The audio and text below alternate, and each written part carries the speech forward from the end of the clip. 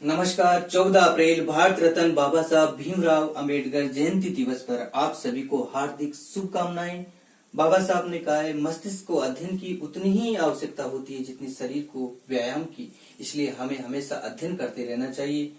बाबा साहब शिक्षा की मुख्य धारा से वंचित समाज में पैदा होने पर भी अपनी लगन व मेहनत से अर्थशास्त्र, न्याय शास्त्र, राजनीति शास्त्र, इतिहास, तत्व ज्ञान शास्त्र, भाषा शास्त्र, कानून आदि अनेक विषयों में 32 डिग्रियां इन्होंने प्राप्त की।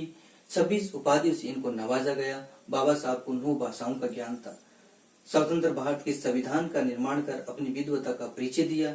उनकी प्रतिभा का लोहा भारत ने नहीं, पूरी दुनिया ने माना। यही वजह है कि उन्हें सिंबल ऑफ नॉलेज, ज्ञान का प्रतीक के रूप में भी जाना जाता है। उन्होंने इस बात को सिद्ध कर दिया कि शिक्षा किसी धर्म, संप्रदाय व जाति की बपोती नहीं है।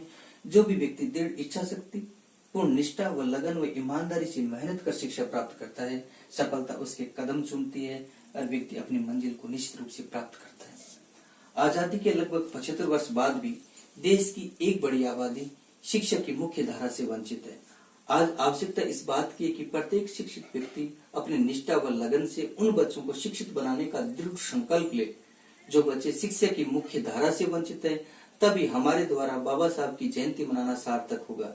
यदि हम ऐसा कर पाए तो ये बाबा साहब के सपनों का भारत ही नहीं होगा, बल्कि उन महान विभूतियों के सपनों का भारत भी होगा जिन्होंने ऊंच नीच, छुआछूत रहित, समता मूलक शिक्षित भारत की कल्पना की थी।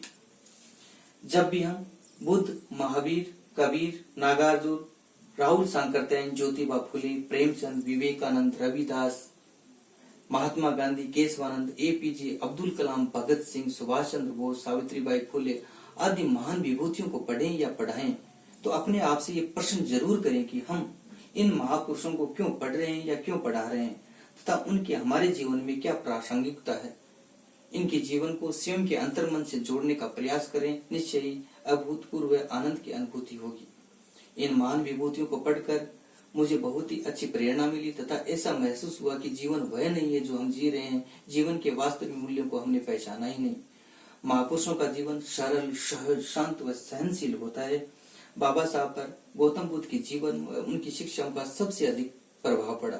वर्तमान समय में समतामूलक राष्ट्र का निर्माण करने में बाबा साहब सहित उन महापुरुषों की शिक्षाओं की महत्वपूर्ण आवश्यकता है। हमें बुद्ध व महावीर के अहिंसा के मार्ग को अपनाकर मन, कर्म, वचन से किसी को भी शारीरिक व मानसिक पीड़ा नहीं पहुंचानी चाहिए। हमें एक दूसरे की भावनाओं का सम्मान करना चाहिए। ये तभी संभव है जब हम साक्षर न होकर शिक्षित बनकर देश के एक जिम्मेदार नागरिक बनेंगे।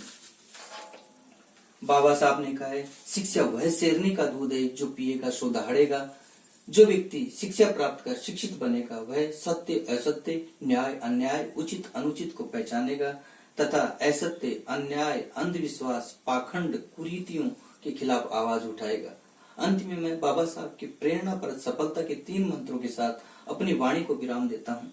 शिक्षित बनो, संगठित रहो, संघर्ष करो। जय भीम, जय भारत, धन्यवाद, सत्यमेव जयते।